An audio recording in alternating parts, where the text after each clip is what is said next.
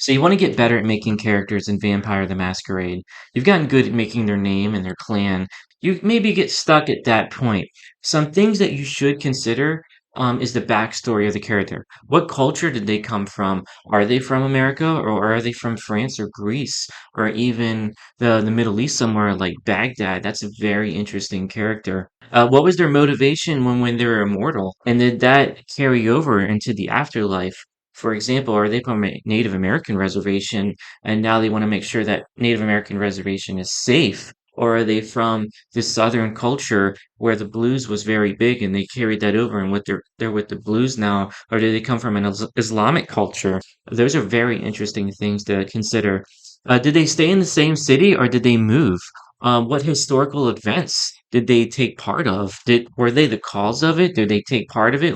What was their opinion of it? What is their strength and weaknesses? The cool thing is, you pick your top, middle, and lower stats. So the higher stats, whether it's strength, mental, or social, that's going to be your most strongest stat. That's what's going to make him stand out. But what's the lowest one? And how do they overcome that? If they put all their, points into strength, what about charisma or intelligence? Which one of those are low? How do they overcome that? How do they compensate that? Do they get really smart ghouls? Do they get very charismatic ghouls to, get money for them? And speaking of that, where do they live?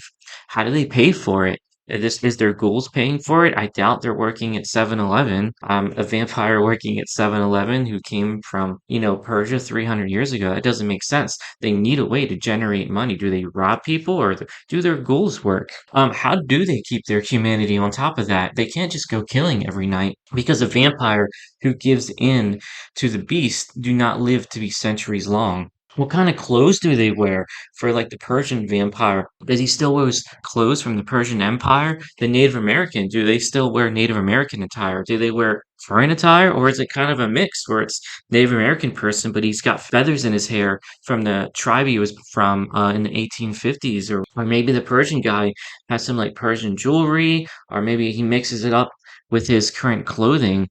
That's a very interesting concept to get with. But speaking of ghouls, how many ghouls do they have?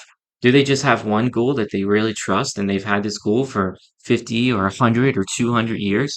Or do they have three or four ghouls and they just rotate them every 10 years and after about 10 years they cut them loose?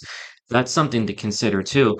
Because let's use our strongman analogy where he has very low intelligence. He's going to want a ghoul that's intelligent, that can think for him, that can invest money for him, that can hold a house down for him, or he's just going to be a homeless vampire or living in abandoned houses. But how long have they kept their ghouls is something to consider. And is it something that complements their strength, like a strong vampire just wants strong ghouls, or do they want ghouls to compensate for them? Like how do they get their weapons too? Did they ghoul a police chief to buy their weapons? Are they buying it with money? What aspiration and goals do they have right now? What do they want to protect? That's a lot of information, but like and subscribe if you like what I'm saying and you like the stories and backgrounds I'm giving for the vampires that I'm creating for Baltimore by Night.